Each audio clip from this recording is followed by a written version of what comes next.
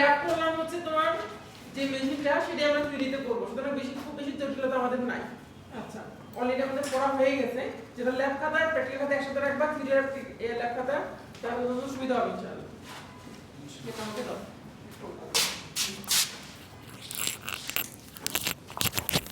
আচ্ছা, এখন হচ্ছে দেখো এখানে দুইটা কোম্পানির মেশিন দেখানো হচ্ছে। একটা হচ্ছে ক্লিনোমেট CLC3, সেটা হচ্ছে ট্রুজদার কোম্পানির মেশিন। অলরেডি আমরা এই মেশিনটা ল্যাব করলাম, তাই না? হ্যাঁ, বলো তো এটা কি?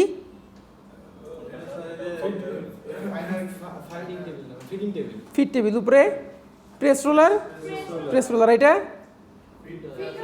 এই তিনটা কি? Cleaning roller. হ্যাঁ, আমরা 4টা রোলারে করছি, ওরা 3টা রোলারে মেশিন দেখাইছে। এটা হলো CLC3, এর জন্য 3টা। CLC4 হইলে আমরা করছি CLC4, ওই জন্য 4টা ছিল। সেটা বিষয় না, বিষয় হচ্ছে আমরা মেকানিজম জানি। আচ্ছা, এখানে আমরা আরেকটা মেশিন সম্পর্কে ধারণা নেব। পরীক্ষার জন্য এটা খুব একটু কঠিন আঁকানো, এই জন্য আমাদের আঁকানোর দরকার নাই। এটা রিটারের মেশিনটা। আচ্ছা, এখানে আমরা মার্কিংগুলো দেখি কোনটা কি। হ্যাঁ, আগে পুরা ছবিটা এক নজর আগে দেখি কি কি আছে। আচ্ছা, এই যে এখান থেকে ফাইবার যাচ্ছে, এখান থেকে ফাইবার ডেলিভারি হচ্ছে, ঠিক আছে? আচ্ছা, হ্যাঁ, আচ্ছা, এখানে যে ঘটনা আছে কি কি দেখি। ওয়ানটা কি আমরা দেখি, কি বলতেছে দেখো। এটার ভিডিও তো ওরা বানায় নাই। আচ্ছা, হচ্ছে ফিলিং চুট মানে হচ্ছে যেখানে একটা চেম্বার, এখানে ফাইবারগুলো এসে জমা হচ্ছে। ওয়ানটা হচ্ছে ফিলিং চুট, এখান দিয়ে এসে ফাইবার এখানে জমা হচ্ছে। আচ্ছা, তারপরে কি হচ্ছে দেখো, তারা কি বলতেছে একটু পড়লে বুঝতে, আমাদের জন্য পড়াশোনা করাটা সহজ হবে। A fan draws the tufts by suction from the preceding machine and a distribution element ejects them into filling chute. Acha, the rear wall of the chute consists of individual aluminum lamellae with slot opening through which the air can escape. First dedusting step. আচ্ছা, খুব সুন্দর ভাষায় লিখছে, খেয়াল করো কি বলছে। বলছে যে একটা ফ্যান আছে, সেই ফ্যানটা ফ্যান ড্র মানে টানে, বই পড়া শিখতে হবে। হ্যাঁ, আমি তো মুখে বাংলায় বলে দিই। ফ্যান ড্রস, ওই মোবাইল লাগাও। আচ্ছা, ফ্যান ড্রস টাফট, একটা ফ্যান ফাইবারগুলোকে টানবে। মাথা নিচে দিয়ে কেন স্যার? সারা কি করছেন? ঘুমাইছেন? মাথা উপরের দিকে থাকবে। যারে তোমারে বলছি না, বোর্ডের দিকে তাকাও, আমার দিকে তাকাও, কি বলতেছি খেয়াল করে দেখো। টাইম আছে 20 মিনিট, 20 মিনিটের মধ্যে বুঝাই দিব, ভালো করে বুঝবা। ক্লাসের পড়া লাগবে না, সারা জীবন মেশিন একবার দেখবা, সারা জীবন মনে থাকবে ইনশাআল্লাহ। কি বলতেছি ভালো করে মনোযোগ দিয়ে শোনো। ইংরেজি তো একবারে পারি না আমরা, তা তো না, কিছু তো বুঝি না। আচ্ছা, একটা ফ্যান, ড্র মানে কি? টানা। হ্যাঁ, আঁকানো না, এখানে টানা, ঠিক আছে? আচ্ছা, anyway, fan draws the tuft ফাইবারকে টানবে বাই সাকশন। কিসের মাধ্যমে? হাওয়ার মাধ্যমে, সাকশনের মাধ্যমে টানবে। হ্যাঁ, ফ্রম প্রিসিডিং মেশিন মানে আগের মেশিন থেকে। প্রিসিডিং মেশিন হচ্ছে কি? আগের মেশিন থেকে টানবে।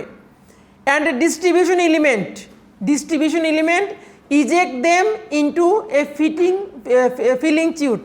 ফিল মানে কি? ফিলিং মানে হচ্ছে যেটাতে ভর্তি করা হয়, ফিলিং চুটের মধ্যে ভর্তি করবে। আচ্ছা, খেয়াল করো, আগের মেশিন থেকে টানতেছে, টানার পরে এই ফাইবারের বাতাস এই চুটের মধ্যে ভর্তি করতেছে।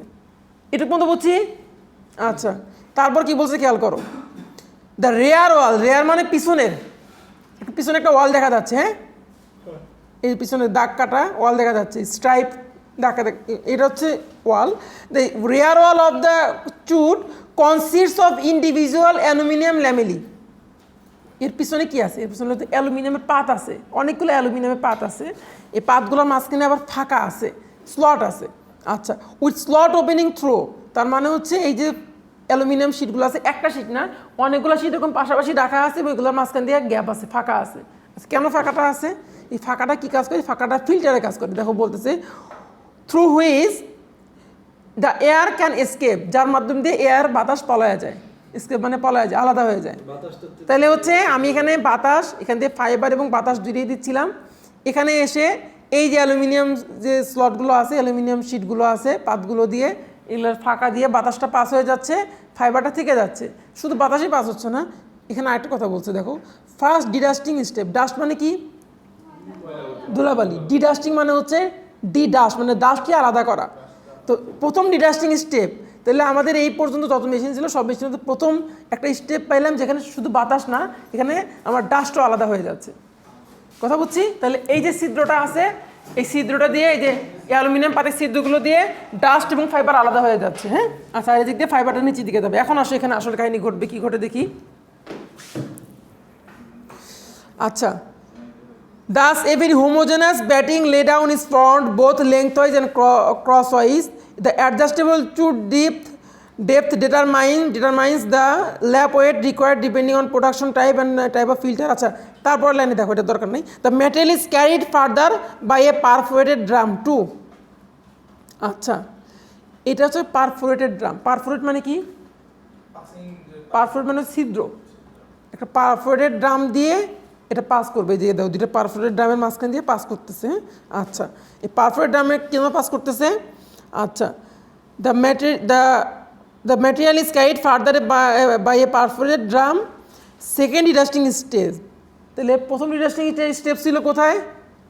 অ্যালুমিনিয়াম শিটে। আর পরবর্তীতে আবার ডিডাস্টিং মানে কি? ধুলাবালিকে মুক্ত করা। এখানে ছিল পারফোরেটেড শিট বা অ্যালুমিনিয়ামের খাস কাটা শিট ছিল, আর এখানে হচ্ছে পারফোরেটেড ড্রাম। ওই মোবাইল লাগো।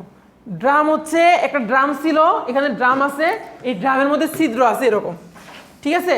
তাহলে এই ছিদ্রগুলো দিয়ে আবার ডাস্টগুলো আলাদা হচ্ছে, ঠিক আছে? তাহলে বোঝা সেকেন্ড ডিডাস্টিং স্টেপ। প্রথম ডিডাস্টিং স্টেপ ছিল অ্যালুমিনিয়ামের এই ফাইবার, অ্যালুমিনিয়ামের পাতের এখান দিয়ে ধুলাবালি আলাদা হইতো। পরবর্তী ডিডাস্টিং স্টেপে এইখানে ড্রাম যে আছে, ড্রাম দিয়ে আবার ধুলাবালিগুলো আলাদা হচ্ছে। বুঝছি? আচ্ছা, এরপরে কি বলতেছে দেখো, দ্য ডিস্টেন্স বিটুইন, আচ্ছা, the machine is equipped with automatic lap integrate. আচ্ছা, এটা দরকার নেই আমাদের। পরের লাইন দেখো, the distance between feed throw and opening cylinder is adapted by a program. Okay, fine. আচ্ছা, বাকিটা আমি তোমাদের এখান থেকে বলি, বাকিটা দরকার নেই। আচ্ছা, এরপরে হচ্ছে দুইটা ফিড রোলার। এটা হচ্ছে একটা ফিড রোলার, দুইটা পারফোরেটেড ড্রামের পরে ফিড রোলার। ফিড রোলারের পরে ওটা হচ্ছে ওপেনিং রোলার বা ক্লিনিং রোলার, যেটাতে ক্লিন করবে। এখানে 4টা রোলার ছিল এই আগের মেশিনে, ট্রুজলারে একটা মেশিন দিয়ে ক্লিন করতেছে। নিচে হচ্ছে এই ওয়েস্টের কালেকশন চেম্বার, এখানে একটা গিটবার আছে, গিটবার দোষগুলো নিচে পড়ে যাবে। পরবর্তী মেশিন এখান দিয়ে বাতাসের টানে পরের মেশিনে চলে যাবে। তাহলে দেখো, এখানে একটা রোলার দিয়ে কাজ করতেছে। ওরা চালাক কি করছে, তারা হচ্ছে ট্রুজলারের মেশিনটা ওখানে দেখাই দিছে, আর ওরা যদি দুইটা রকমই ওদের মেশিনটা খুব ভালো করে বুঝাইছে। ওরা বুঝাইছে দেখো, তোমরা আগে অন্য মেশিনে 4টা রোলার ইউজ করো, তোমাদের বিদ্যুৎ খরচ বেশি হয়, ফাইবার উপরে স্ট্রেস বেশি পড়ে, কিন্তু তারা ওইখানে ডাস্টগুলোকে আলাদা করতে পারে না, ফাইন ইম্পিউরিটিসগুলো আলাদা করতে পারে না। কিন্তু আমরা এখানে এমন সিস্টেম বানাইছি বাতাস দিয়া, এই বাতাস দিয়ে কোনো রোলার ছাড়াই আমরা 2 ধাপে ফাইবারের ইম্পিউরিটিসগুলো আগে আলাদা করে দিচ্ছি। বাকি সামান্য যা থাকে রোলার করে আমরা পরিষ্কার করে ফাইবারটা আমরা তোমাকে সুন্দর মতো বুঝাই দিলাম। বুঝতে পেরেছো ওদের টেকনিকটা? যা ইয়েতে করলাম, তোমার হচ্ছে প্র্যাকটিক্যালও করলাম, আর যা থিওরিতে যে মেশিনটা দেখলাম, এই দুইটা মেশিনের মধ্যে কম্পেয়ার করতে পারতেছি। আগের মেশিনে 4টা রোলার ছিল ক্লিন করার জন্য, ওটা 4টা রোলার, এক একটা রোলারে এক এক রকম টিপ ছিল। একটায় ছিল খাড়া কাটার মতো, একটা ছিল কাঠের দাঁতের মতো, কুমিরের দাঁতের মতো, একটা ছিল শিয়ালের দাঁতের মতো, একরকম টিপ ছিল। আর এত ঝামেলা করে নেই। সে কী করছে, সে হচ্ছে আগে ফাইবারের আদর সোহাগ করে নিয়ে এসে বাতাস দিয়ে ধুলাবালিগুলো আলাদা করছে। তাহলে তার কোনো ফাইবার কিন্তু ছিঁড়ে না, এখানে কিন্তু ফাইবার ছেড়ার সম্ভাবনা আছে কিছু, ওর ফাইবার ছেড়ার কোনো সম্ভাবনা নেই, কারণ বাতাস দিয়ে কাজ করছে। তো প্রথম কারণে একবার করেনি, 2বার করছে কাজটা, 2বার করে সব ওয়েস্টেজগুলো রিমুভ করছে। এবং এখানেও সে কিন্তু কোনো টিথ ইউজ করে নেই। কোনো টিথ ইউজ করছে? কি ইউজ করছে? পারফোরেটেড ড্রাম, ছিদ্র ড্রাম ইউজ করছে। ড্রাম করে সে এখানে কিছু ওয়েস্টেজ আলাদা করছে। এই বাতাসের কার সাথে যখন তার শেষ 2বারে, তারপর সে হচ্ছে ওপেনিং রোলার দিয়ে এটা ক্লিন করে সে ডেলিভারি করে দিছে। তার হচ্ছে এফিসিয়েন্সি বেশি, সে বেশি সফিস্টিকেটেড, তার টেকনোলজি বেশি ইউজ করছে, ঠিক আছে? ইঞ্জিনিয়ারিংটা এখানেই সে বেশি খাটাইছে। ওখানে সিম্পল মানধাতার এমন স্টাইল, কিন্তু সে এখানে খুব সফিস্টিকেটেড ইঞ্জিনিয়ারিং খাটাইছে। এই জন্য সে ট্রুজলারও দিয়ে দিচ্ছে যে ট্রুজলারের মেশিনে এটা, সে বলেনি ট্রুজলার খারাপ, কিন্তু বুঝাই দিছে দেখো ওর মেশিন আর আমার মেশিনের কত আকাশ পাতাল পার্থক্য।